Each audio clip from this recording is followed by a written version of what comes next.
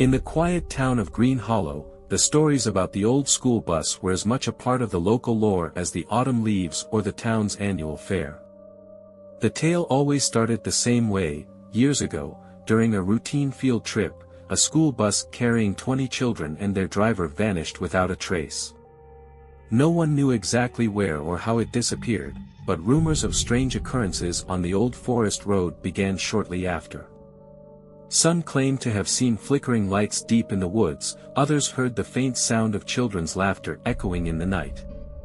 The most daring of Green Hollow's residents spoke of a bus, ancient and rusted, that would appear suddenly on the deserted road.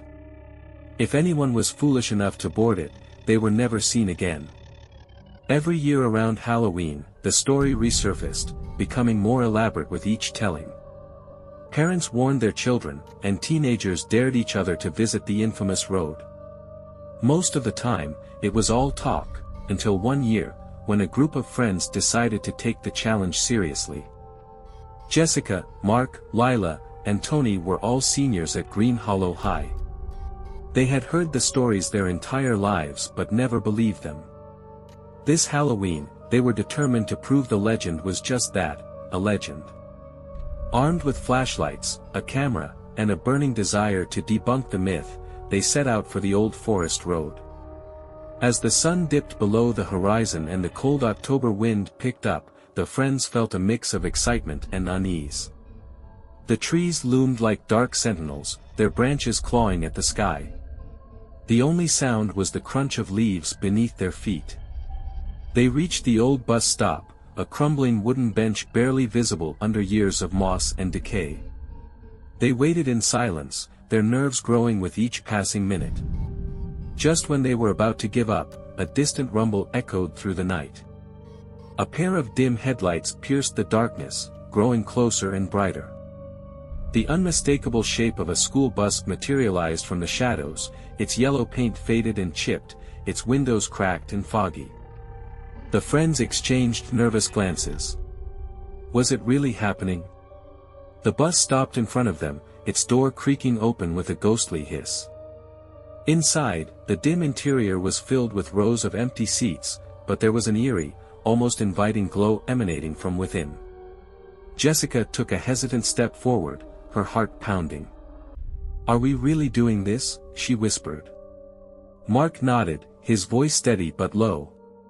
"We came this far. We have to see it through." With that, they climbed aboard the bus, one by one. The door closed behind them with a finality that sent chills down their spines. The engine roared to life, and the bus began to move, carrying them into the unknown. The interior of the bus was eerily silent as it glided down the forgotten road, the world outside disappearing into an impenetrable wall of darkness. The friends sat in tense silence, their flashlights casting long, flickering shadows across the cracked seats and peeling paint.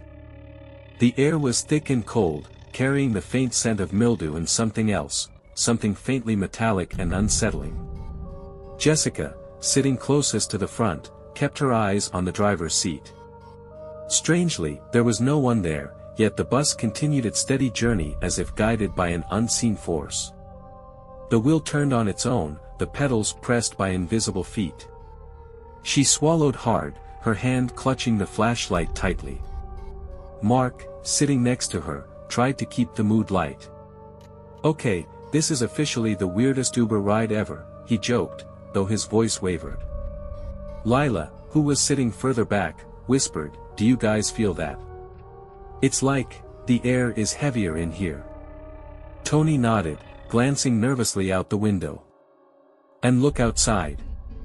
We've been driving for a while, but it's like we're not getting anywhere. It's just, black." The realization sent a shiver through the group. There were no landmarks, no stars, not even the faint outline of trees, just an endless, suffocating void. Suddenly, the bus jerked to a stop. The abrupt movement threw them forward, and the eerie silence was broken by the sound of their gasps and the creaking of the bus. For a moment, everything was still. Then, the door creaked open once more. Jessica shone her flashlight towards the door, half expecting to see someone, or something, standing there. But there was nothing. Just the open door, leading into darkness. "Should we get off?" Lila asked hesitantly, her voice barely a whisper. "No way," Tony said firmly. "We don't know where we are or what's out there. We should stay put." But Jessica, drawn by a strange compulsion, stood up. "We came here to find out the truth. Maybe it's waiting for us out there." Mark grabbed her arm. "Jess, don't be stupid. We have no idea what's going on." She hesitated, torn between fear and curiosity. Finally, she nodded and sat back down. The door remained open, as if inviting them to make a choice. Minutes passed, each one feeling like an eternity.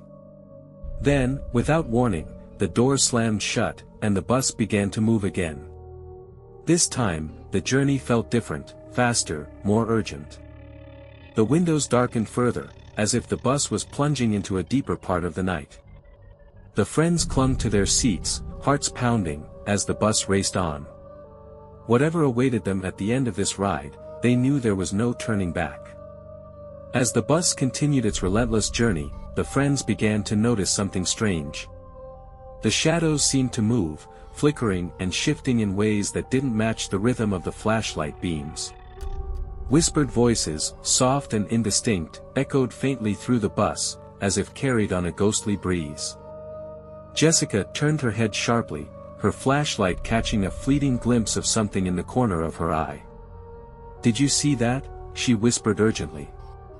Mark followed her gaze but saw nothing. "What did you see?" "I don't know," she replied, her voice trembling. "It was like a face. Just for a second." Lila shivered, pulling her jacket tighter around her. "This place is getting to us. It's playing tricks on our minds." Tony, always the skeptic, frowned. "There's got to be a logical explanation. Maybe it's just the old bus creaking or the wind outside." But as he spoke, the whispers grew louder, more distinct. The words were still unintelligible, but the tone was unmistakably sorrowful, almost pleading. The friends exchanged nervous glances, the weight of fear pressing down on them. Suddenly, the lights flickered, and for a brief moment, the interior of the bus was illuminated in a pale, ghostly glow. It was then that they saw them, shadowy figures seated quietly in the rows behind them. They were faint, almost translucent, but their presence was undeniable. Jessica gasped, clutching Mark's arm. "Oh my God, look!" The figures remained still, their faces turned towards the front of the bus, eyes hollow and unseeing. They were children, dressed in old-fashioned school uniforms, their expressions blank and distant. Mark's mouth went dry. "Are those the kids from the legend?" "I think so," Lila whispered, her voice shaking. "But why are they here? What do they want?" Before anyone could answer, one of the shadowy figures turned its head slowly towards them. Its gaze was empty, but there was a deep sadness in its expression. The figure raised a hand, pointing towards the back of the bus. The friends turned to look, their flashlights illuminating the far end of the bus. There, etched into the dusty windows, were words scrawled in a childlike handwriting, "Help us." Jessica felt a chill run down her spine. "They're trapped," she murmured. "They need our help." "But how?" Tony asked, his voice barely above a whisper. "We don't even know where we are or how we got here." The whispering voices grew louder, filling the bus with a cacophony of sorrow and despair. The shadowy figures remained still, their silent plea echoing in the friends' minds. The bus continued its relentless journey, carrying them deeper into the unknown. The bus slowed to a crawl, the engine's hum fading into an eerie silence. The friends braced themselves, their fear mingled with a grim determination. They had come this far, and there was no turning back now. The bus finally stopped, the doors creaking open once more. Outside was a clearing bathed in an unnatural, pale light. The air was thick and heavy, charged with an otherworldly energy. The friends hesitated, then one by one, they stepped off the bus. The clearing was empty, save for a single, ancient oak tree standing in the center. Its gnarled branches stretched towards the sky, casting twisted shadows across the ground. At the base of the tree was a small, weathered plaque. Jessica approached cautiously, shining her flashlight on the inscription.